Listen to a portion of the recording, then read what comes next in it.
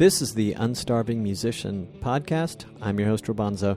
The podcast features conversations with me, indie music artists, and industry professionals, and it's all intended to help other indie music artists be better at marketing, business, the creative process, and all the other things that empower us to do more of what we love.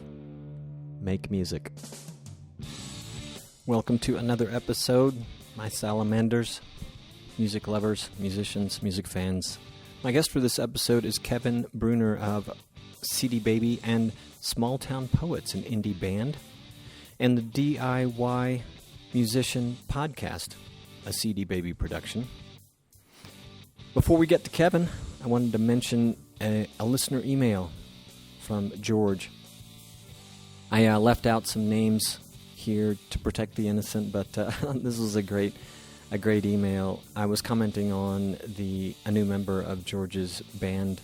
They had a transition because one guy left, moved out of the area, but George said, yes, he's a great addition to the band. I had to think hard and wide on selecting a new bass player. Though there's a plethora of quality players in the Bay Area, it really came down to personality type. Eddie was a super cool hang from the day I met him years ago, and I gigged with him occasionally. A real sweetheart. He also has the best man cave I've ever been in, with his massive record collection of all genres and his old band posters. As I told Eddie when I first walked in, this place makes me want to get high. I like that. George calls it the Opium Den. George goes on to talk about, in his email, their former bass player who moved out of the area, like I mentioned, where the band was based. But he felt like the new guy brought groove and spirit to the band that is beyond words.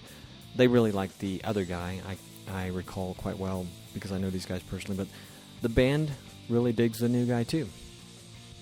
And so yes, George says, as you've probably written about or podcasted, it's not always about your mad technical skills when being asked to join a band. Eddie checked all my boxes, starting with he is a person. Who he is a person. Then comes his musicianship. So I think there's a good message in there. It's like you can be mad skilled on your instrument, but if you ain't a cool person, you might not get to play with George. But really, it just speaks to the importance of being a nice person and relationships, really. So sometimes that wins over musicianship. You need to have both, if you can. Hey, The Unstarving Musician is now on Boomplay, which is the #1 music streaming and download service in Africa, which gives you access to stream and download podcasts if you're in Africa. So if you know anybody in Africa, we're there too now. We're everywhere. We're worldwide, like Johnny Bergen. He's West Side and worldwide, but we're worldwide now. Well, we have been for a while. But yeah, that's pretty cool. We got added there this week, as a matter of fact. So, Querétaro, if you've been listening, we're here in Mexico now. We moved here from Panama, if you haven't been listening, not long ago. And the art of international relocation, boy, I'm being reminded of what a challenge it is.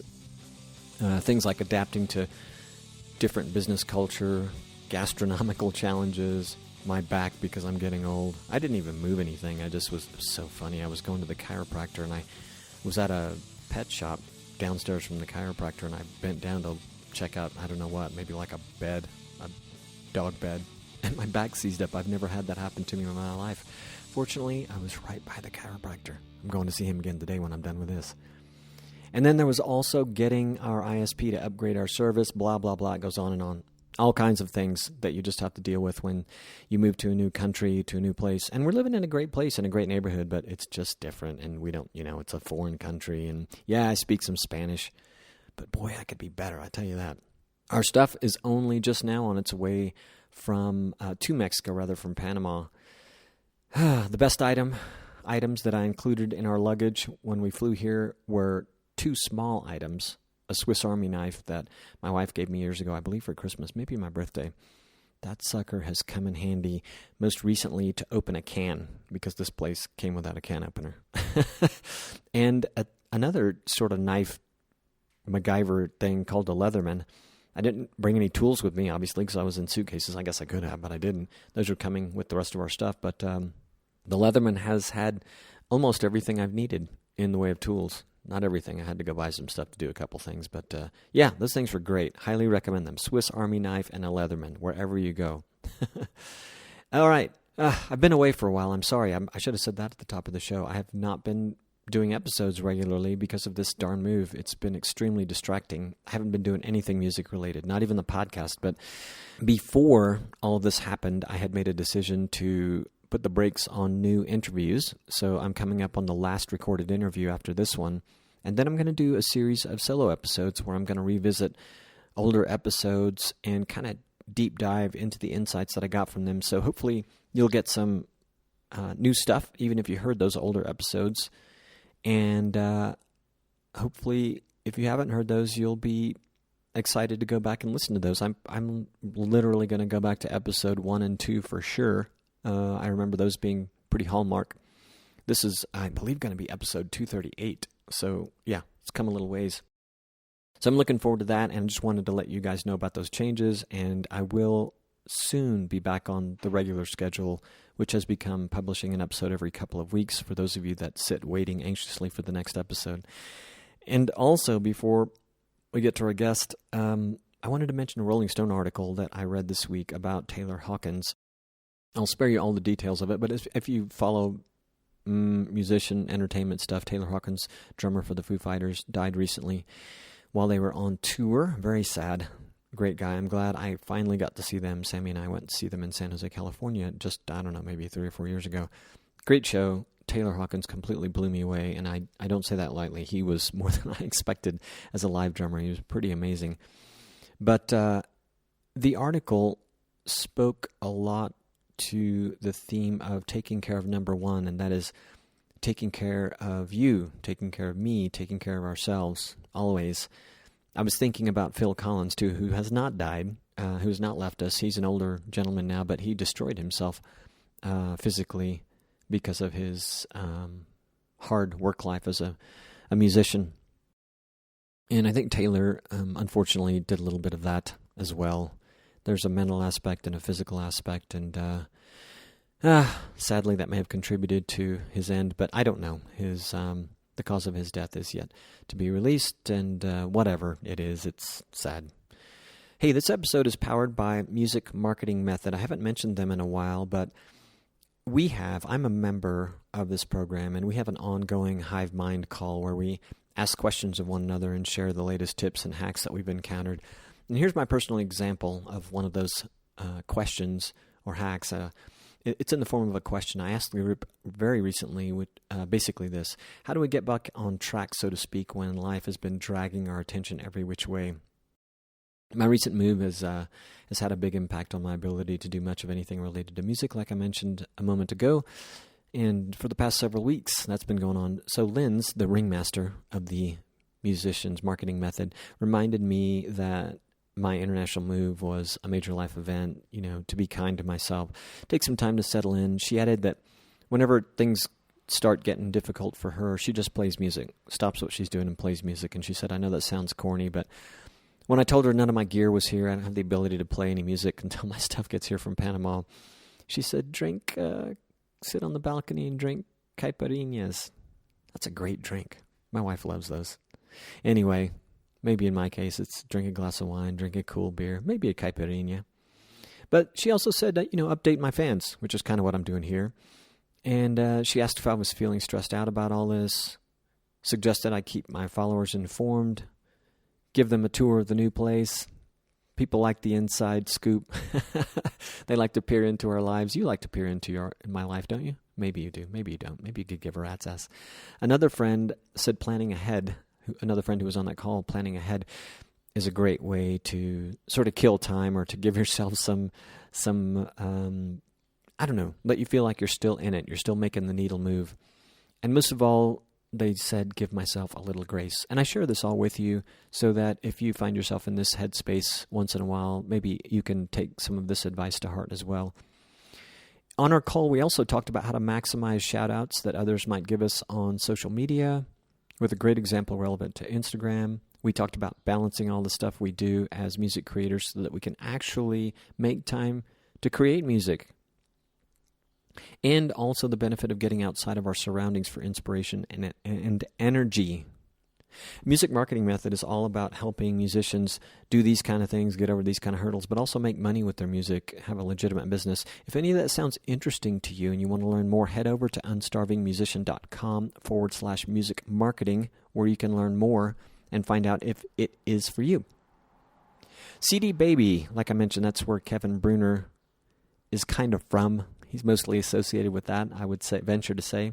You've heard of them, hopefully. They started out as a place where musicians could circumvent the middleman for physical media, CDs at the time, and thus sell direct to fans.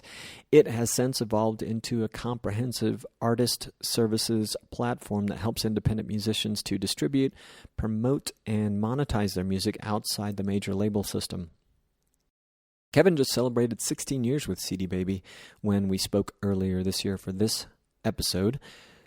He started out there talking to artists all day and is now SVP of Engagement and Education. It's a fancy title.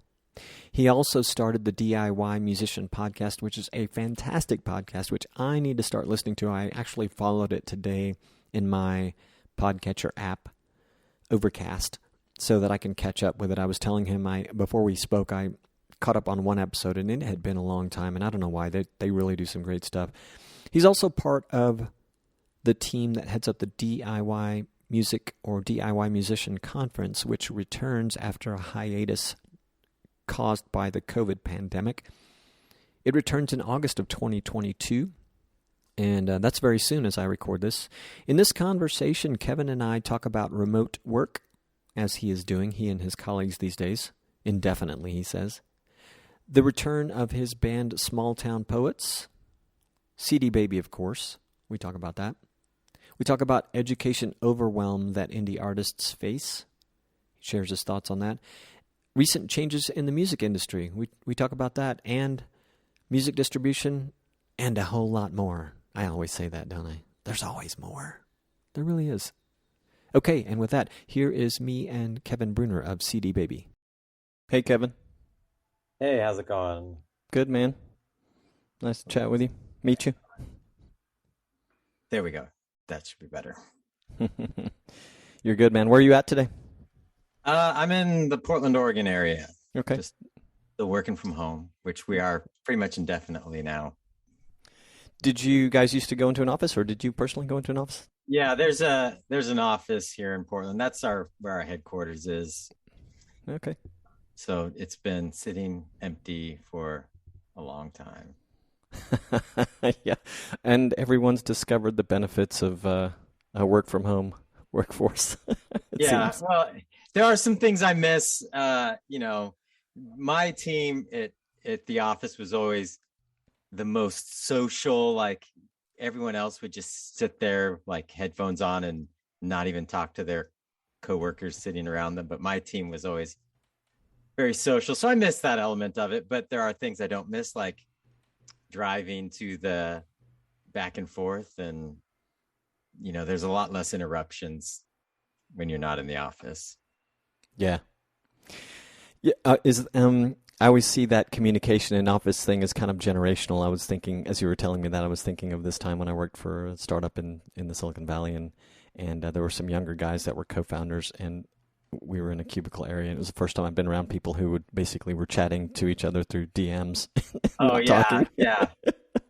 Yeah, and that's also the realization. I'm like, everyone could be talking, but they're not talking where I can hear them, or like, jump in, but anyway, yeah, it's a whole different world now, but it's been good. But I'm in the Portland area. Cool. Is that where you're from by chance?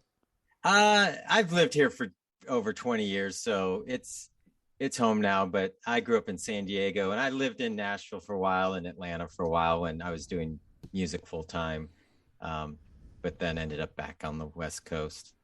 I saw that you spent some time in Nashville. It looks like you got some music and music biz education there. Is that right? And then probably met some of your Small Town Poets buddies there? Yeah, that's exactly what happened. And then that's why I ended up living in Atlanta. They were based out of Atlanta. And so once I started doing that, driving back and forth between Nashville and Atlanta got really old. So I moved to Atlanta for a while.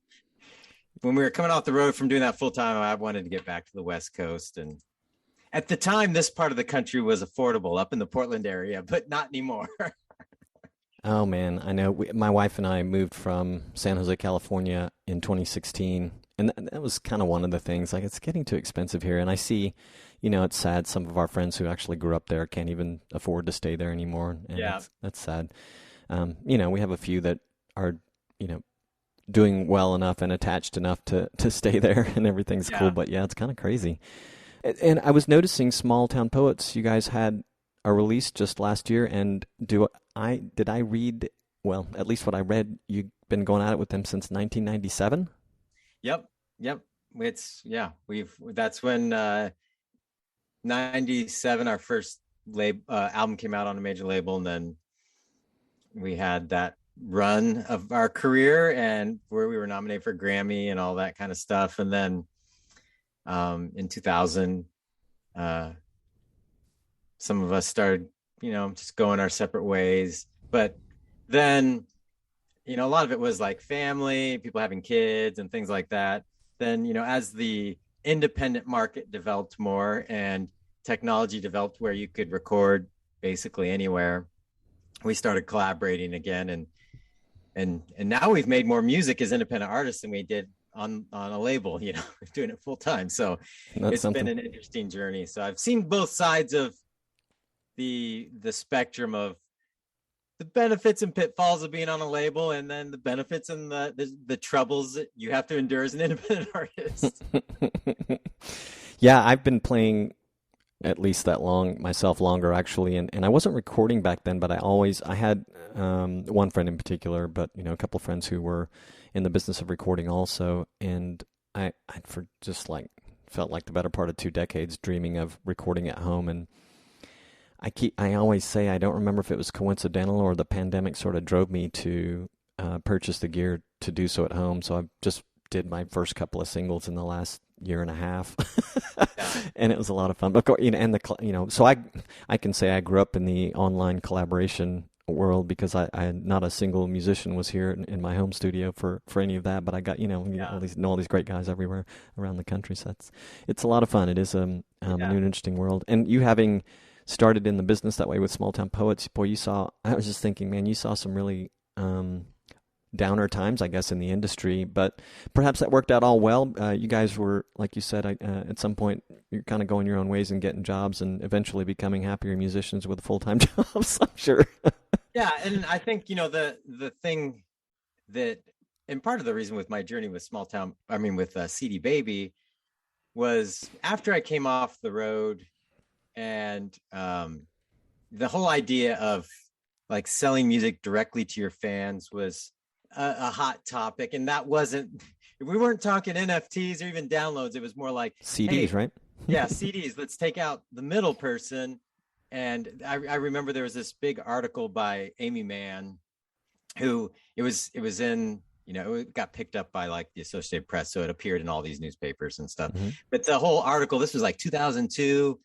And I cut it out because she was saying she'd been dropped from every major label. She had made very little money in all those deals, but she sold and she sold on those labels. I forget what the number was, but it was a lot of records. And she was saying, but I still didn't make any money.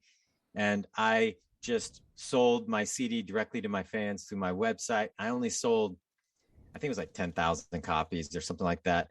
But she said, I made far more money than I ever did just from that. I'm like, this is something here. This is something. And then shortly after that, I started a band locally here, found CD Baby, and really started getting passionate about helping artists understand that, hey, if you have that direct connection with your fan, you don't need all the garbage that comes with the label. Think about it as you are owning your own business, and bringing a label into the picture may be something that's useful and helpful, but it's not. There are trade-offs, and there's opportunities before you make that trade-off. And so that's what I spent a lot of time thinking about and talking to artists about. Yeah, and thanks for segueing into CD Baby, and very quickly on Amy Mann. It's kind of funny. I remember that time, I guess, in her career. I didn't realize she was such the pioneer in selling direct to fans like that. So that's a cool story. Hopefully I can find that article. But tell me about your beginnings at CD Baby. What was your first role there? My very first role was talking to artists all day. I just had my 16-year anniversary with the company. And when I started there, CD Baby was already delivering to iTunes. They started that in 2004. And I started working at the beginning of 2006 there. And I actually found CD Baby in like 2003 because they had some great resources about, for independent artists, about disc manufacturing, mastering, and all that kind of stuff. The web was still pretty young and not as organized as it is now, completely built out. And so for some of these topics that were less mainstream, it was harder to find information. CD Baby had it. So I found CD Baby, realized they were local, started using them, and then I started working there. And at that time, most of the people worked at the warehouse because we were selling an enormous amount of CDs. And there was a small group of us that just talked to artists all day, because this idea of putting your music online and selling it and getting digital distribution, it was so new and revolutionary to artists that it was just changing the whole paradigm of how they thought about their music, where most of them at that time were thinking, how do I get a label deal? How do I get a label deal? And so, yeah, I did that for a couple of years. And at that time started the DIY Musician podcast, really based on those conversations, because so many things were happening with the web, like social networks were starting to emerge, platforms where artists could make money and build fan bases without having to tour, which was very interesting to me, having, done the full-time touring and trying to find a balance in life of being able to promote and make money from music and make music, but not have to be on the road constantly. And so it was just a really exciting time. And over time, we got bought by disc makers, and they started a marketing department, which they moved me to, and then just worked my way up to running the marketing. And I was the SVP of marketing until recently. I became the SVP of engagement and education. So really what it is our marketing efforts really got split in half, where half of us are focusing on content marketing, creating the content, the educational stuff to help artists, the podcast, the blog, our conference.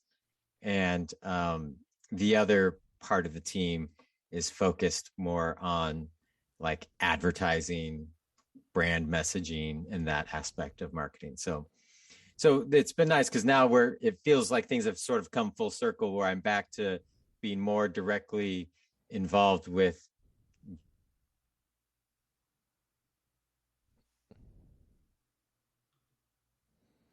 I don't know if you can hear me, but I lost you.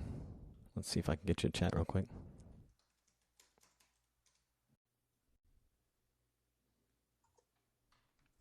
Hey there.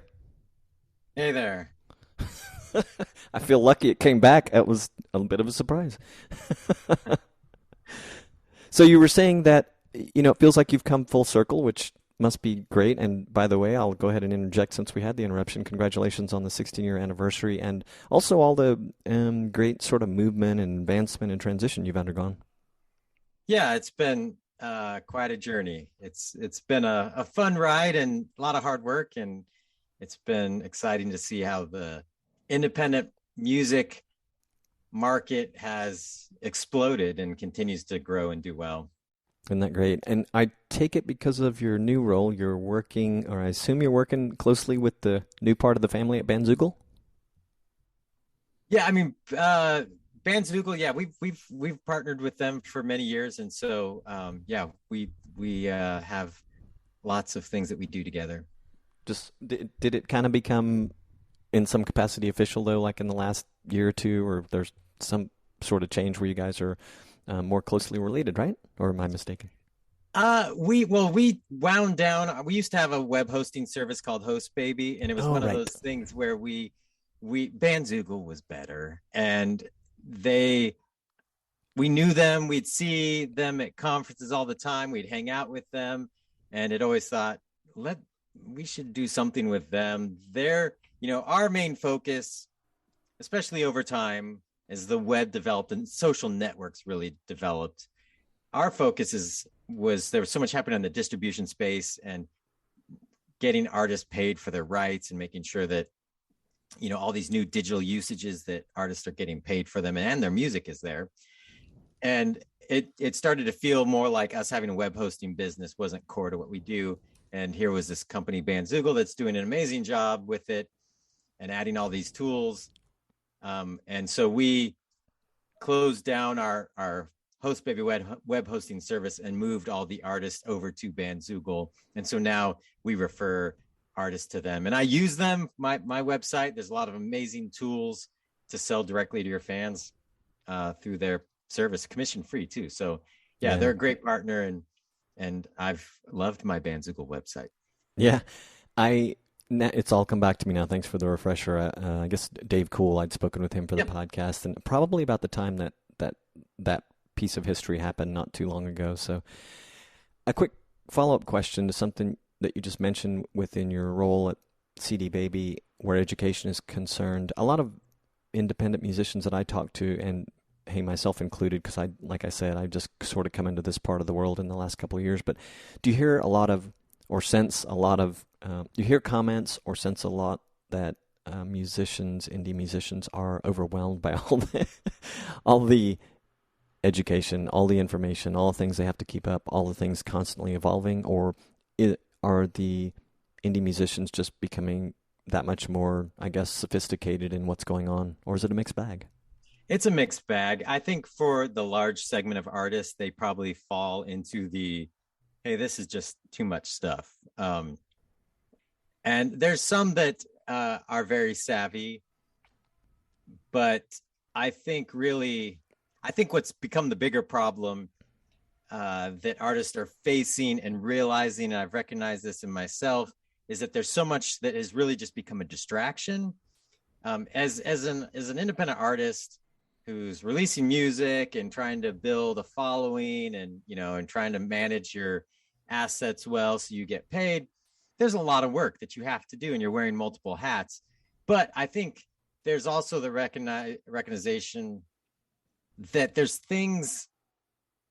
When I wanted to become an artist and make music, I wanted actually music making to be a part of it. And sometimes as artists, we find ourselves, this whole music career, I sure haven't been making any music because I'm too busy doing all these other things, or I'm letting myself be distracted with things that someone might say are important in air quotes, but really don't deliver value, or are really just wasting my time. I think that has happened with certain social networks, where people are spending more time chasing likes that don't really turn into music listens or fans, and are doing things to do that instead of doing things to better themselves as an artist, improve their craft. And I think that's the tension a lot of people are feeling now.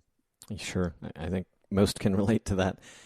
And I also wanted to say congratulations on the podcast, the DIY Musician Podcast. You guys are nearing 300 episodes, and it's been a long time, but I checked in today on a couple of different things that you've done with the podcast, and I was really interested in maybe the newest episode, or one of the newest, not the newest, but number 290 on mechanical royalties, one of the many things that we need to stay on top of these days. But you guys and some other distributors, or I would hope most, kind of help musicians keep up with that. But is it you and the same co-host you started with on the podcast? Yep. We had a third person way back in the day, but yeah, it's Chris and myself. Chris has been there 16 years as well. And in fact, when I started at CD Baby, I sat next to him, and he was one of the people that helped train me. But we've been doing it for a long time, and yeah, it's been a labor of love, and we're doing them weekly now. That's also part of the thing that's been nice about this change in my role and having more time to put towards it, because at times when we got busy, it was just hard to keep those things going. Sure. Those resources going for artists. But yeah, we're doing them really consistently and approaching 300 episodes, which I never thought we'd make it to. How often were you doing them in the busier times, or what did you cut back to? There was a couple years where it was like we were lucky if we got one once a month. Keeping it alive. In the summer. Yeah. And I hated it that we weren't doing it more often, but it was a lot of work.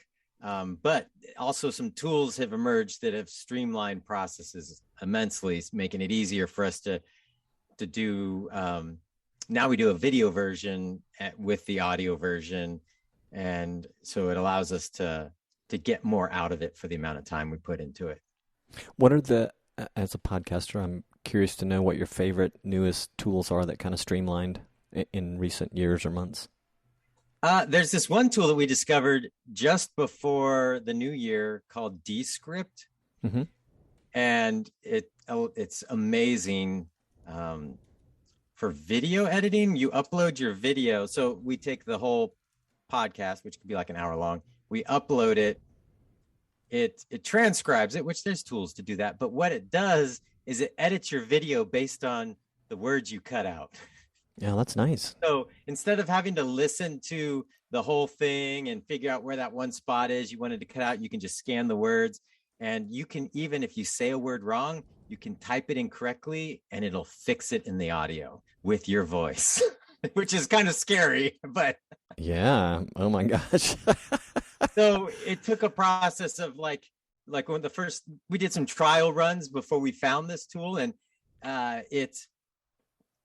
that was one of the things. It's like editing, trying to find the spot. I know it's around here somewhere, but it's just like you can scan and go, okay, this we kind of gets bogged down, just select it, cut it out, and it edits the video exactly like you're doing and makes it really seamless. So that's been a very helpful tool for our workflow. We also use StreamYard and when we record, which allows us to produce the video in real time, as opposed to going back and trying to add all the video elements like title cards and that kind of thing. So those two tools have been really useful for us. And what was the second one called?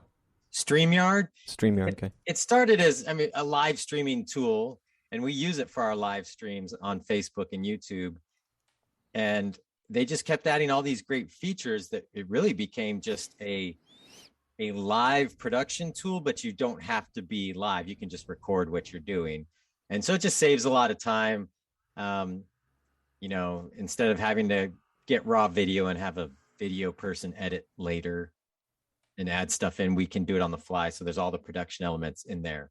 That's cool. I like that. I've done released a little bit of video based on the Zoom videos that I capture, but it's sort of extra time, and yes, that editing thing you just mentioned would be really helpful if I was all in on it. And then because I do interview format, it's always a wild card as to what my guest is going to look like and whether we feel like we can use it.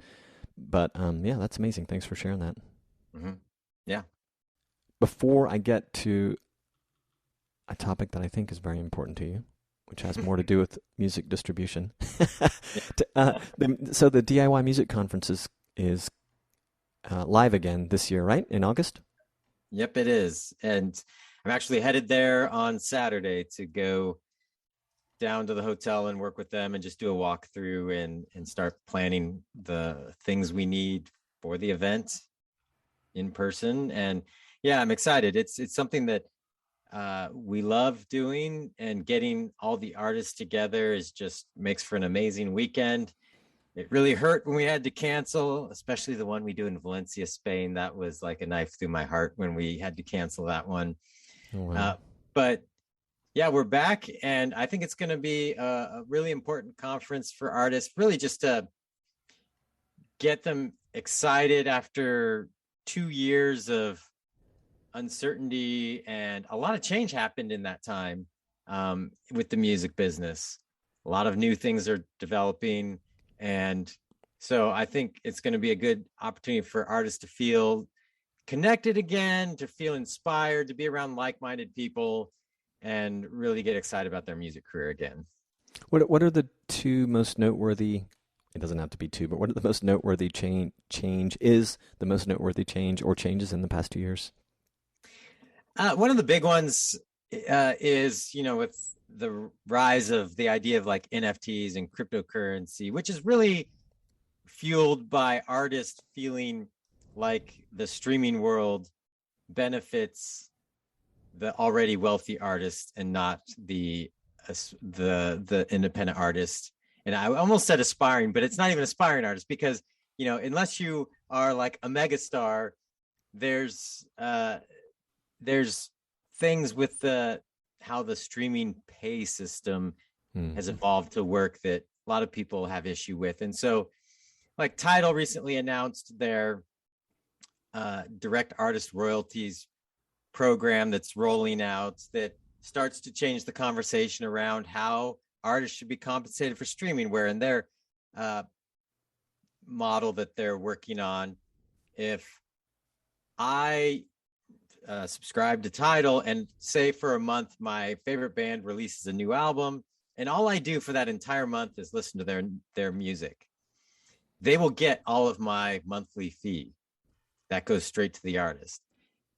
Contrasting that with how it works now, where if one person, which would make like because it currently will be with their high res option, so it's $19.95. So the artist will get a lot of that money just from me alone listening to their music a bunch. If you under the Spotify model of payments, they would still probably make less than $1 for all that activity I generated.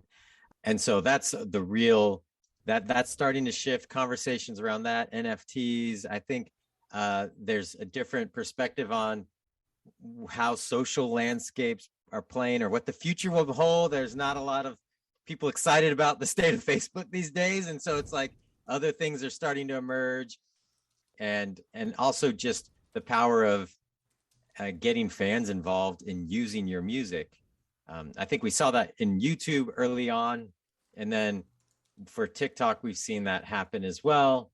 And so I think also the other thing is like, what is the touring landscape going to be like? Yep. Because no one's been touring.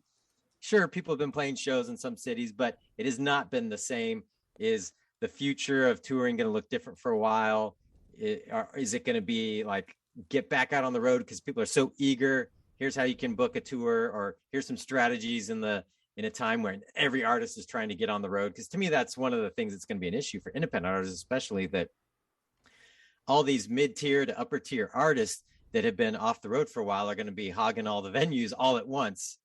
Good point. And so how do you navigate that? How do you approach that? I mean, so a lot of things have changed, and more platforms are emerging. The thing about our conference is we try to get as many of the DSPs, the digital music service platforms, there as possible. And more of them are starting to develop tools for artists to manage their profiles and make positive movement on those platforms. So getting those people more involved is a big goal of ours, and that seems to be happening. Cool. Well, sneak preview to the conference. That's nice. It just made me more interested. I've heard great things about it. I confess that I have not really done music conferences. In fact, the most closely related conference I've done was actually last year, going to a podcast movement in Nashville. Not exactly a music conference, but there's some overlap for sure. How was that? Because I've wanted to go, but every time that they've had it's been multiple times the same weekend as our conference. I enjoyed it, but it was also the first time I'd ever gone. I'd been wanting to go for some time and just hadn't done it. I'm actually going to the one in Dallas. I'm from Fort Worth, Texas, so I think one of the very first ones was in Fort Worth, which got me very intrigued about it, and it was fun. I liked it. It's probably like many conferences of its size in that it's tough to identify the sessions that you're really going to benefit from. But thank goodness, nowadays there's all this recorded, these options to get recordings of the sessions, so you can, if you can make the time, or if you want to make the time, you can go back and participate that way. But it was cool. I liked it. I would recommend it. Yeah. Okay, so on music distribution, I wanted to ask, because your friend at Rock Paper Scissors reached out about the company, about you, and your thoughts and philosophies on what it means to be a music distributor in 2022. I wanted to start with, why are you? Is there any specific reason that you're talking about this now, or wanted to talk about it? Is it because of the conference coming up, or is it something more exciting than that? No, I think a lot of it is just that we've been focusing on some of those core topics because so much has changed for artists. I think the one thing that is no one can argue with is that, like, from when the time I mentioned starting at CD Baby 16 years ago, that the music industry was very complex back then, and artists were confused, and the complexity has only gone up like tenfold, if not more. And it's becoming more and more challenging to understand what are the strategies that work, what are the things I need to pay attention to, and what are the things that I don't need to worry about just yet. And also understanding how music is used and monetized, and knowing that you have covered your rights properly. And when we talk about releasing music in 2022, those kind of topics, we like to talk about how like strategies have shifted in release patterns. It used to be that an artist would make an album, they'd go on tour, and maybe like a year and a half or 2 years later, they'd release another album. Mm-hmm. And that can still work for some people. But for the average artist, especially an independent artist that can't tour a lot, or maybe doesn't want to tour a lot, that component of you must go on tour, it's like, I don't need that. But how do I create a strategy of releasing music where there's always some piece of content or music that my fans can engage with, and understanding that there's a right mix. You don't want to just flood all your fans with just an enormous amount of stuff all at once. They're like, please go away for a while. But it's this idea of having these, what I've called seasons of release, where it's not just about this one thing that happens on release day and then we go tour, but this idea that there's some singles setting up the album. After the album comes out, getting your fans to re-engage again around maybe alternate mixes or live versions or remixes, then doing some covers, or just trying to extend the idea of what you're trying to do is keep people pushing the play button. And I think that's the biggest distinction with releasing music now compared to just a few years ago. Artists were so focused on getting people to buy something. It was a sale. It was like, I need you to take this action so I get $10 and you get my music. But what the difference is now we're in a situation where we only get paid in a streaming world if people actually consume our music. So when you sell a CD at a show, you got the $10, but that person may never unwrap the CD. They may or may not listen to it. But now everything is dependent on people actually listening to your music over and over again and enjoying it, which really should change how you approach the release process, and understanding that not everything you put out there has to be this precious, this is my one artistic movement with my album. It's like, no, you can put things out there that are just there to keep people pushing the play button, keeping them engaging, letting them know you're still there. And I think that's one thing the streaming world does bring, is the ability to just have more fun with how you release music, and kind of some of the releases you do put out there. And I think we've even seen that from major label artists, some of them doing like tribute albums or fun cover EPs or more live versions. That's one thing I love, when artists do good live records. And that has definitely been more prevalent in a streaming world, because and my band did it as well. It was like, hey, we had our recording engineer multi-tracked us at that show. Why don't we take that? That was one of the things I thought of when the pandemic hit, because we were working on a new record, and the pandemic slowed things down and our process and all that. And I thought, well, hey, we have that show that was multi-tracked. Let's get it mixed and put out a live album. That way people have something to engage with, and it's getting them to keep pushing that play button. It's them re-engaging with us and knowing we're still around. And yeah, so I think things like that artists are doing more and more now, that have become instrumental. And when I say we're still around, not that because people thought we broke up, but it's just people are inundated with so much stuff all the time now, that just having some nuggets to drop here and there to just make them think, oh yeah, they've got something new, I'll check it out. And then oftentimes when people check out your new stuff, it's a way to get them going, oh yeah, I love those guys. And they go back and listen to everything else again. And it's just that engagement of how, in constantly releasing new things that keep people pushing that play button, because that's what you need. If they're not playing the music, you're not making money. That's for sure. Yeah. Well, it's I guess, a new outlook in a way. And it sounds like a lot of this is going to be talked about at the conference in August, so I'm sure it's going to be great.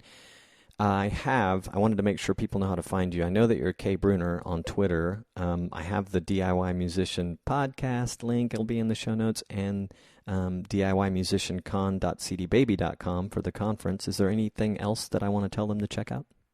I'm at K. Breuner on Instagram, and they'll find me there more than on Twitter these days. But yeah, if you want to release music, head to cdbaby.com. The conference is August 26th through 28th. It's going to be a great event. And yeah, check out the DIY Musician podcast. We're always, trying to cover topics and that help artists move their career forward and understand how they can use the tools and the things that are happening and to make things happen. Yeah, it's a great podcast. I'm looking forward to hearing some of the I don't know, just any episodes. It's been such a long while since I've checked in on it. I hear people talk about it frequently. I know you guys do really well, and you certainly bring a lot of experience and have all the resources that CD Baby lends to the conversation, I'm sure. Kevin, it was really great chatting with you. I know this will be a great episode. I really appreciate your time. Best of luck with the conference and hitting episode 300 and with Small Town Poets and everything else you're up to. Yeah, thank you so much. Thanks for having me on the show. You got it. This episode was powered by Podcast Startup. I've spoken with many podcasters about the struggles of starting a podcast, and they told me their main challenges revolved around fear, procrastination, and tech. I know what that feels like, yet I've recorded and published over 260 podcast episodes. I overcame these challenges and can help you do the same. Here's how I can help you. I've taken a look at all the things that worked, all the things that are still working, and all the things that didn't work, and I have put together a curriculum that will fast-track you to launching, marketing, and sustaining your podcast so that you can share your expertise, garner expertise from others, dig deep into a special interest, help others, get more website visitors, expand your personal brand, grow your network, or any number of other things you may want to do by starting a podcast. So you will be able to start, enjoy, and benefit from your very own podcast. To learn more, go to unstarvingmusician.com/podcast startup. Not only will you learn how Podcast Startup can help you bring your podcast to life, but you'll also get free actionable tips on starting a podcast right to your inbox. Again, go to unstarvingmusician.com/podcast startup to learn more. This episode was powered by Bandzoogle, the platform for musicians and bands to build their website and manage direct-to-fan marketing and sales.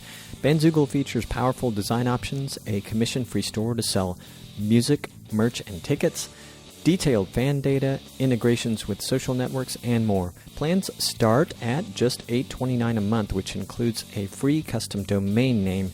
Try it at bandzoogle.com and use the promo code ROBONZO, ROBONZO, to get 15% off your first year. That's bandzoogle.com, promo code ROBONZO. If you love what I do, if you find value in what I do here on the podcast, please visit unstarvingmusician.com/crowd sponsor or the show notes for this episode to learn about options for offering your support. The Unstarving Musician accepts direct financial support, and we very much appreciate it, but there are several other ways to support the podcast and help keep it going. Again, you can learn more about those options for supporting the Unstarving Musician podcast at unstarvingmusician.com/crowd sponsor. Did you know you can help other independent musicians find the Unstarving Musician by following or subscribing on your audio platform of choice? Well, now you do, and it really does help. And if you have feedback, please go to unstarvingmusician.com to get all my contact info. You can text me, call me, email me, leave a voice message right there on that page. Just go down to the bottom of the page and you'll find everything you need to know. I really would love to hear any of your comments, suggestions, questions, whatever you've got. And you can find links to just about everything talked about in this episode at unstarvingmusician.com/podcast. All right, I'm peacing out. Thank you for listening and sharing with your musician friends and fellow indie music fans. Peace, gratitude, and a whole lot of love.